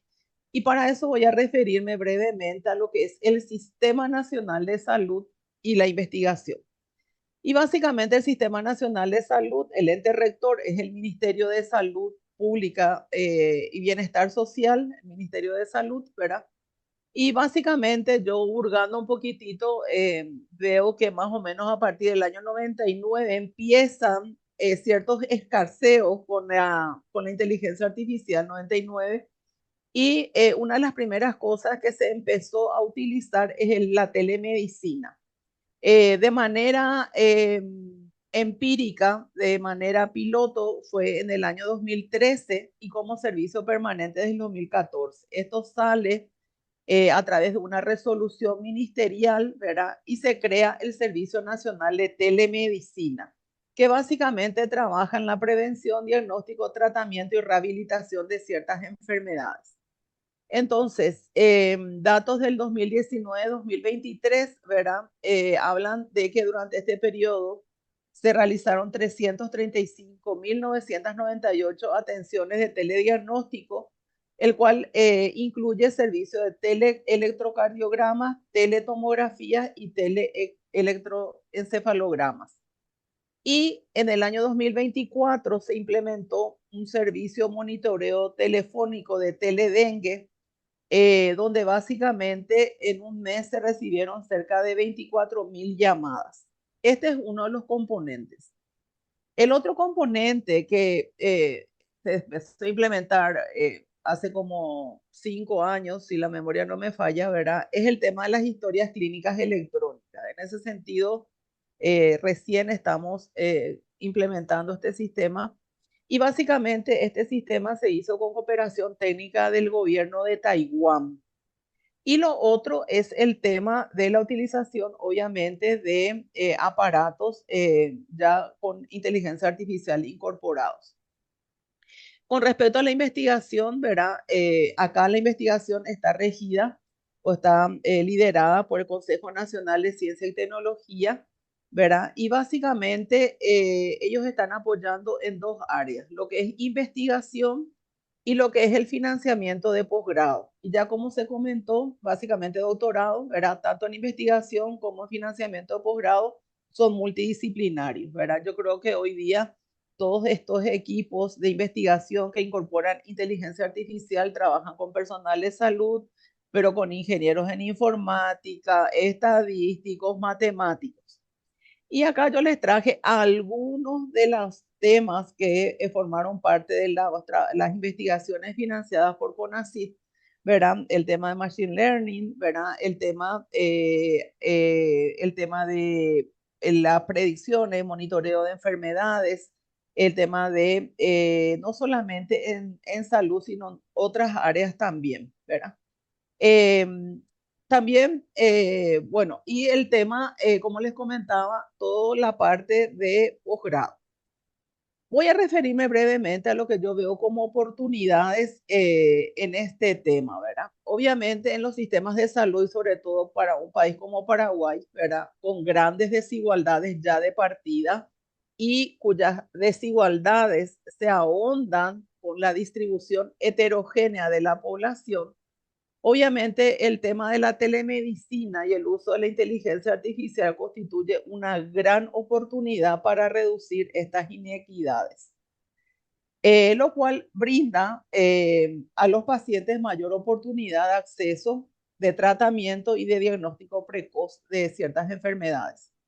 También lo otro que me parece muy interesante es el tema del mayor acceso de los profesionales de salud, pero sobre todo de los pacientes a la información, ¿verdad? Esa asimetría de la información que se hablaba siempre en la salud pública clásica, ¿verdad? Que es el médico, el profesional de salud, el que detenta el conocimiento, ¿verdad? Ya no existe, ¿verdad? El paciente sabe más que el profesional de la salud. Y lo otro, una gran oportunidad es el tema de la reducción de costos y errores, ¿verdad? Errores en la medicación, el apoyo a trabajos clínicos, etcétera, ¿verdad? Yo también creo que el tema planteó muy bien acá el colega Joel, ¿verdad? El tema de contar grandes bases de datos ayuda mucho a la vigilancia, a la predicción de ciertas epidemias o brotes, ¿verdad? Se usó mucho acá en el país el Machine Learning durante la pandemia del COVID, ¿verdad? Y obviamente en los servicios de salud, ¿verdad? Es la utilización de tecnologías sanitarias más eficientes. Bueno, ¿cuáles son los grandes desafíos que tenemos, ¿verdad? Yo creo que con todo el tema de la inteligencia artificial ya no hay vuelta atrás. Ahora, pretender creer que solo la inteligencia artificial nos va a revivir, nos va a salvar, yo creo que es un poco temerario, ¿verdad? Y ya los expositores que me precedieron, ¿verdad? Hablaron de un gran desafío que yo creo que es común en todos los sitios, que es el tema de la regulación, la legislación y la ética. Yo creo que nosotros estamos yendo, no nos da tiempo las tecnologías sanitarias, la tecnología que está saliendo, a que las autoridades sanitarias, los entes rectores podamos sacar, ¿verdad? Legislación y el componente ético a la par. Nos están ganando de mano. Y eso mismo pasa con el tema de las tecnologías sanitarias. Yo creo que siempre en salud pública el presupuesto va a ser finito, nunca va a alcanzar el dinero. Y entonces yo creo que se hace imperiosa la necesidad de fortalecer los programas de evaluación de las tecnologías sanitarias para poder tener criterios en el gasto sobre la eficiencia de estas tecnologías. Me quedaba muy asombrada cuando la doctora Elda comentaba de las 691, ¿cómo se llama? Tecnologías aprobadas por FDA, ¿verdad? Para el sudor, para mineral, para lo que sea, ¿verdad? Y yo creo un poco que acá con el tema de las tecnologías pasa un poco como a nosotros nos pasa con nuestros teléfonos inteligentes, ¿verdad? Nosotros hoy vamos a comprar el último modelo de teléfono y al día siguiente, cuando nos levantamos, nos enteramos que ya nuestro teléfono, nuestro modelo quedó obsoleto, ¿verdad? Porque ya salió un nuevo modelo y quedamos deslumbrados, ¿verdad? Yo creo que en países, sobre todo como el mío, ¿verdad? Se hace muy imperiosa la necesidad de ser muy criteriosos en ese sentido. Lo otro que yo creo que es muy importante es el tema de la sostenibilidad técnica y financiera, ¿verdad? Como yo les comenté, el tema de las historias clínicas con apoyo de Taiwán. Y acá hubo una cooperación muy fuerte de la agencia japonesa de cooperación. Y bueno, los JICA, los japoneses vinieron con todos sus equipos. Ahora, se descomponía ese equipo y ¿qué hacíamos? ¿Verdad? ¿Cómo se mantenía? ¿De dónde sacábamos los repuestos? ¿Verdad? Entonces, yo creo que eso es un punto sumamente importante. El otro punto que yo creo que me parece muy importante es el tema de no tener criterio profesional o no tener un criterio propio a la hora de evaluar la información que nos está brindando estas tecnologías, ¿verdad? Yo creo que la capacitación constante de los profesionales de salud sigue siendo un desafío muy importante y veo que para todos estamos usando el tema de la inteligencia artificial y bueno, creo que todo, siempre la inteligencia natural va a ser un pilar muy importante. Acá también hay un tema que me parece un desafío muy importante. Yo les comenté todo el tema de la investigación, ¿verdad? Es el tema de incorporar estos resultados de la investigación dentro del Sistema Nacional de Salud o de los servicios de salud, ¿verdad? Porque de lo contrario estaríamos generando información paralela y acá la idea es integrar. Y lo otro que yo veo, bueno, como ya escucharon, soy de grado bioquímica, ¿verdad? Y veo un poco el tema que se pierde de vista lo social. Hace rato que yo vengo haciendo mi campañita acá en el país, ¿verdad? Que tenemos que pasar del microscopio al telescopio, ¿verdad? Porque uno asiste, ¿verdad? A charlas e impacta. Todo ahora es proteómico, genómico, ¿verdad? Y sin embargo, a veces creo que, como habló el colega Joel, ¿verdad? Los determinantes sociales de la salud que habla la OMS sigue siendo una tarea pendiente en muchos de nuestros países. No podemos estar hablando que la diarrea vamos a solucionar con inteligencia artificial o una prevención precoz cuando todavía no hay agua potable, ¿verdad? Yo suelo ver el tema del dengue, ¿verdad? Y por ejemplo, Brasil está con un proyecto de mosquitos transgénicos, ¿verdad? Y entonces yo digo, ¿será que ya probaron con limpiar las calles y eliminar la basura, verdad? Entonces a veces pensamos que esto es la panacea y sin embargo tenemos todavía tareas pendientes en nuestros países con respecto a los determinantes sociales de la salud. Y finalmente, verá, yo creo que nunca nada, ningún aparato, por más innovador que sea, va a reemplazar la empatía, la calidez, la calidad y sobre todo lo que hablaba la colega Regina, la responsabilidad en el trato con el paciente, ¿verdad? Yo estoy viendo que en China ya hay robots, ¿verdad? Que están, hay hospitales enteramente manejados por robots, ¿verdad? Y yo creo que estos robots nunca van a tener, nunca van a poder brindar a los pacientes la calidad y la calidez de la atención que todos nos merecemos. Y con esto termino mi presentación. Muchas gracias y estoy a las órdenes para cualquier pregunta que quieran hacerme. Gracias. Bueno, muchísimas gracias, doctora Pasionaria Ramos. Realmente muy inspiradora su presentación. Puso algunos puntos en los que todos pensamos. Nos quedamos prácticamente sin tiempo. Entonces, sí, porque la idea era terminar este webinar a las 19 horas de Uruguay. Si hay gente en YouTube que quiera hacer preguntas, las podemos hacer igual en diferido. Entonces, tenemos acá un compañero que está extrayendo las preguntas, les pedimos que pongan su nombre, su dirección de email y la pregunta, y a quién está dirigida de los ponentes, de manera tal que se pueda contestar esas dudas vía email. Entonces, yo no sé si aquí alguno de los presentes quiere hacer preguntas. Yo, por ejemplo, tengo algunas preguntas. Si me dejan, las hago. Son cuestiones que me preocupan del tema del uso de la inteligencia artificial. Y voy a decir la primera, y a lo mejor cada uno de los ponentes puede decirme algo en relación de cómo se está pensando. La inteligencia artificial se basa en gran medida en el uso de datos. También otra cantidad de cosas, pero el uso de datos. Los datos los generan los seres humanos, los profesionales de la salud. Eso es un punto fundamental, no solamente la cantidad, sino la calidad. Y ya varios de los expositores han mencionado que algo que nosotros solíamos decir, donde entra basura, sale basura. Entonces, es necesario trabajar en eso. Y trabajar en quienes generan los datos es trabajar con el personal de salud, el personal de las áreas sociales. Es necesario cuidar los procesos desde la generación del dato, el vertir el dato en los conjuntos de datos, los controles de calidad. Pero ¿quién está haciendo eso?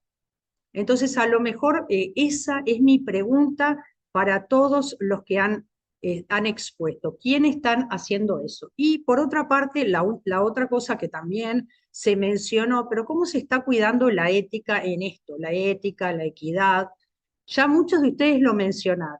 Esas son mis dos preguntas para los ponentes. Entonces los que están aquí, pueden venir acá mismo donde yo estoy, y los compañeros que están a distancia pueden comentar algo en relación a estos aspectos que no me parecen menores. El primero, siempre de la equidad y de la ética se habla, pero de la generación de los datos, eso requiere cambiar las cabezas. Pasionaria dijo, yo no nací en la época de la inteligencia artificial, se imaginarán que tampoco, y mi generación tampoco, pero esa gente de mi edad y un poco menores son los que producen esos datos que después la mayoría generan, son utilizados para generar productos de inteligencia artificial, entrar en algoritmos. Los datos pueden no ser buenos. No sé quién está trabajando en eso, pero me parece súper importante. Entonces, no sé si quieren hacer, venga, la doctora Regina Guzmán va a comentar algo y después la doctora Elda Pinzón va a mencionar algo en relación a la ética, ¿no? Un minuto ella. Y después les pedimos a los que están a distancia que comenten en relación a esto. Bueno, básicamente... ¿Ahí?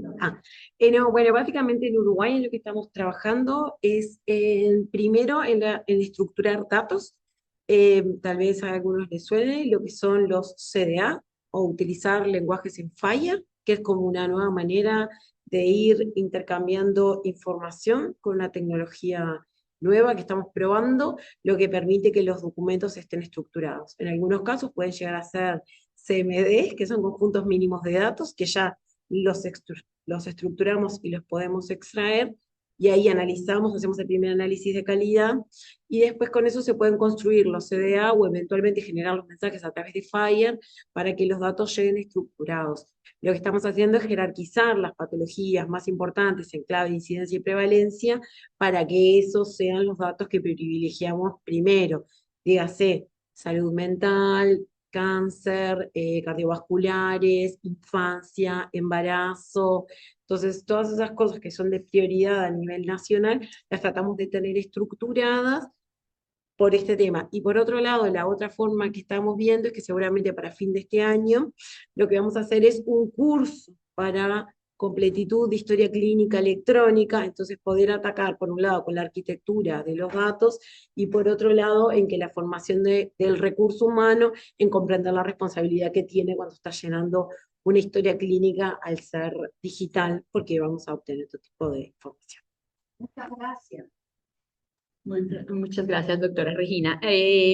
Yo quiero comentar sobre la parte ética, las consideraciones éticas. La primera es siempre recordar que estamos trabajando con personas y que como tal debemos respetar al ser humano, específicamente obteniendo el consentimiento de la persona, del paciente, del cliente, antes de utilizar cualquier tecnología digital, incluyendo la inteligencia artificial.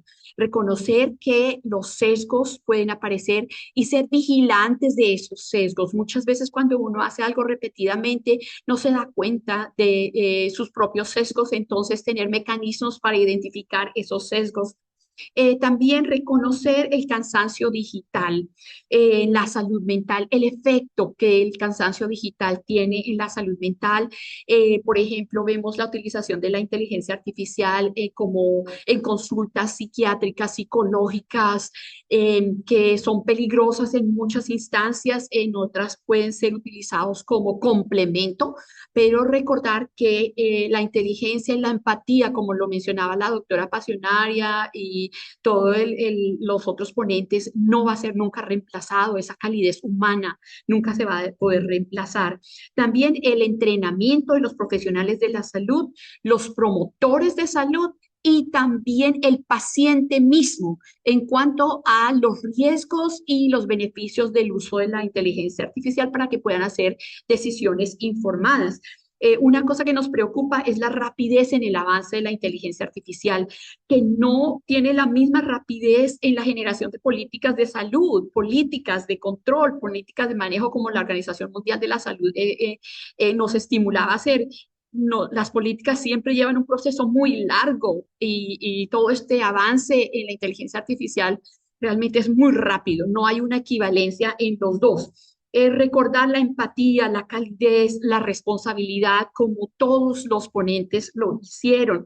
Y recordamos que las leyes son muy importantes para regular la inteligencia artificial. En los Estados Unidos utilizamos la ley HIPAA, como les decía, pedir el consentimiento, proteger al consumidor, la confidencialidad de los datos, etcétera, cubiertos por HIPAA, pero hay muchas otras legislaciones en los Estados Unidos y a nivel de la Organización Mundial de la Salud. También quiero rescatar el humor de la doctora Ramos. Nos hace mucha falta a todos, muy, muy interesante y todos nos reímos aquí en la audiencia, aquí, al igual que estoy segura que en la parte de los otros países que nos acompañan. El doctor Doria levantó la mano. Por favor, doctor Doria, siga. Muchas gracias. Bueno, yo quiero dar mi opinión en las dos preguntas. La primera en el tema de los datos, bueno, hay que tener un poquito como de cuidado a qué le decimos datos que sirven y lo que no sirven.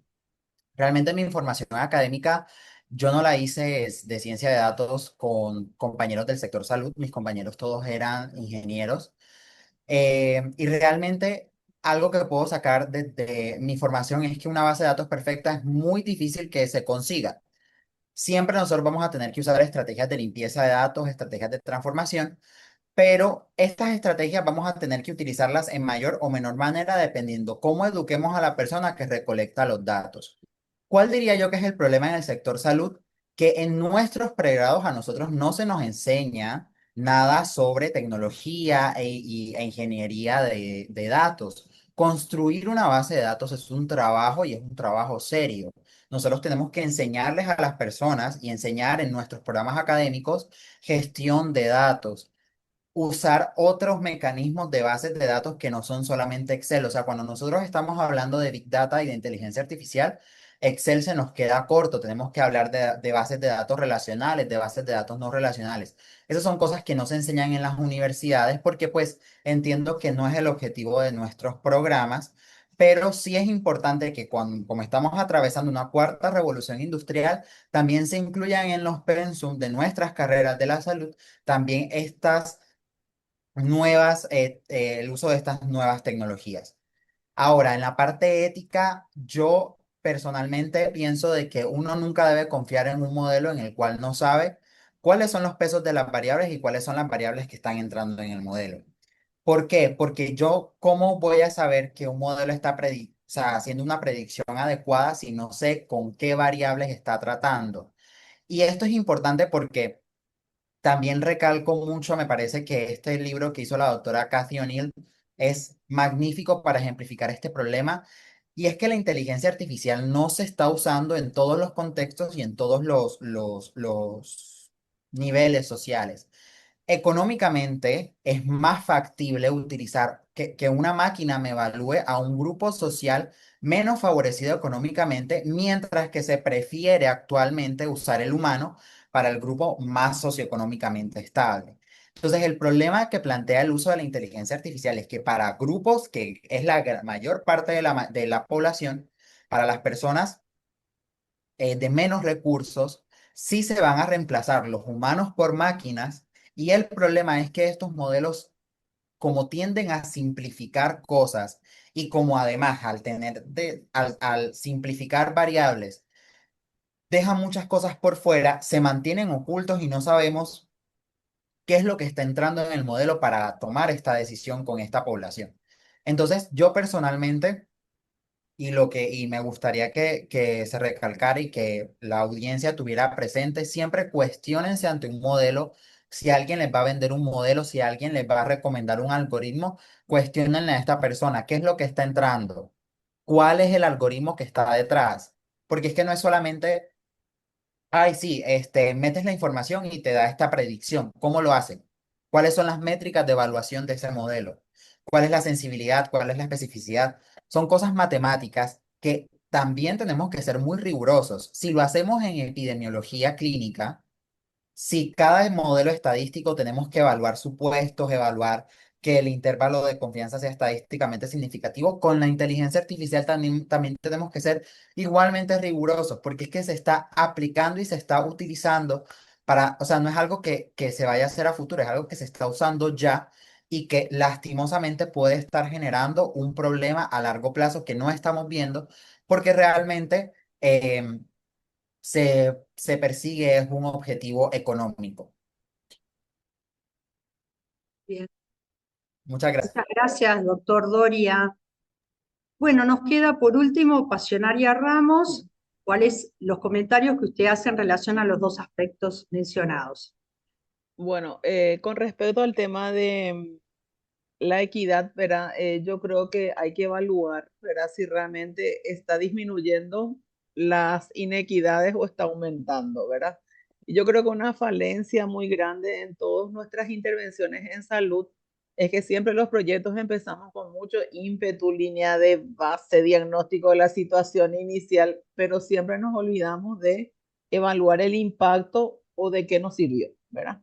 Y sobre todo tomar decisiones en base a eso. Bueno, yo les mostré estos datos de electrocardiograma, etcétera, ¿verdad? Que hizo el ministerio y yo digo, bueno, pero si en un lugar están mandando constantemente X cantidad de electrocardiograma, lo que sea, a lo mejor en vez de seguir teniendo una máquina, hay que contratar un profesional, ¿verdad? O sea, ese tipo de cosas yo creo que no nos tomamos el tiempo para evaluar y retroalimentar lo que estamos haciendo.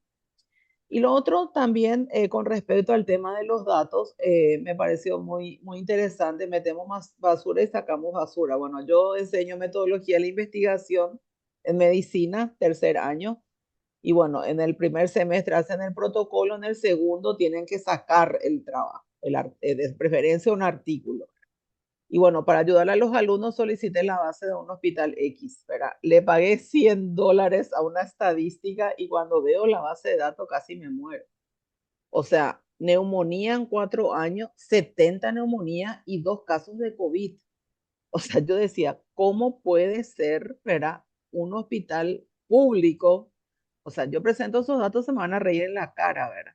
Y a lo que voy es con esta anécdota, es que de nada no nos sirve implementar todo este tema de tecnología si no hacemos un trabajo paralelo con el personal de salud.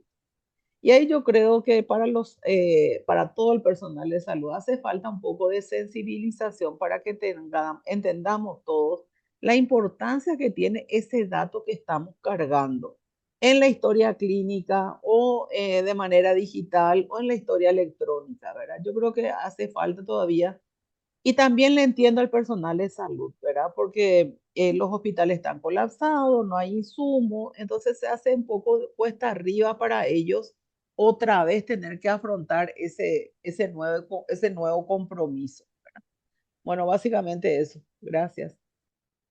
Bueno, muchísimas gracias a todos los expositores, ha sido pero muy agradables todas las exposiciones y nos han dado un paneo de cuál es la situación en relación a este tema en América Latina.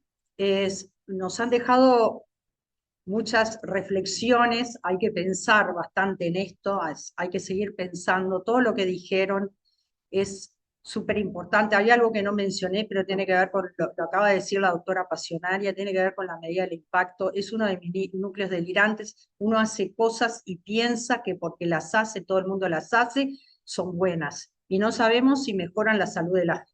Quizá hay algunas que son intuitivas y uno dice, bueno, pero aumentan el acceso, el uso a la telemedicina, pero hay un montón y hay que ver, bueno, cuáles son los resultados de ese acceso de otra manera. Entonces, creo que esto da para seguir pensándolo y seguir debatiendo. Ojalá hayan iniciativas como esta de otras universidades de aquí adelante para poder debatir. Les voy a pedir a quienes ahora le doy la palabra, a la doctora Elda Pinzón, para que ella cierre. Les digo a quienes están presentes a distancia que si quieren hacer preguntas, tenemos gente que está recolectando esas preguntas y las podemos contestar en diferido. Y bueno, hay mucho para hacer todavía en relación a este tema. Elda. Bueno, muy buenas tardes. Quiero cerrar este webinar eh, reconociendo que la colaboración académica y científica en nuestros países se vio ejemplificada en este webinar. Como ustedes saben, un evento de estos tiene mucha coordinación, un trabajo conjunto que a veces es que uno dice, ay, tengo planeado esto, todos los aspectos y quiere uno que todo salga perfecto. Hicimos lo que más pudimos para que todos ustedes tengan una experiencia académica muy buena y quedamos comprometidos con el deseo de colaborar en el futuro académica y científicamente. Nuevamente, quiero agradecer a la Comisión Fulbright allá en los Estados Unidos y aquí en Uruguay y a todos nuestros colegas en los países que participaron, porque tuvimos muchos comentarios en el chat en el que vemos de varias universidades, incluyendo España, Pamplona, o una cantidad grande de universidades participantes que nos agrada mucho saber que compartieron con nosotros este evento. También quiero agradecer a la doctora Luz Marina Alonso en Colombia, al doctor Zenem Cardona por el apoyo incondicional desde el primer momento en que concebimos este webinar. y a todos ustedes en los Estados Unidos, en Uruguay, en Paraguay, en Colombia, en España, en todas partes que se unieron a nosotros por dedicarnos este tiempito para compartir y a la audiencia que está aquí presente igualmente. Muchas gracias y esperamos que este sea el inicio de muchas colaboraciones en la Fulbright. Agradecimiento a Patti, Mercedes, Mariana, a todos aquí en Uruguay. Y muy especialmente a la doctora Alicia le tengo una sorpresita muy pequeña, porque recuerden que más que lo académico, lo más importante es la relación personal. Eso no se puede, no lo puede reemplazar nadie, ni la inteligencia artificial. Un pequeñito Muchas detalle gracias. por todo. ¿Chocolates? No, ella le dijo a los técnicos aquí que nuestro Después les sincero digo que- agradecimiento. que borren este pedacito. Sí, sí, a los técnicos, Damián, Sebastián, muchas gracias por todo, porque sin ustedes esto no se hubiera podido desarrollar, y a todos ustedes también, doctora. Muchas gracias y bueno, damos por terminado esto, esperamos que hayan otros en el futuro. Gracias a todos.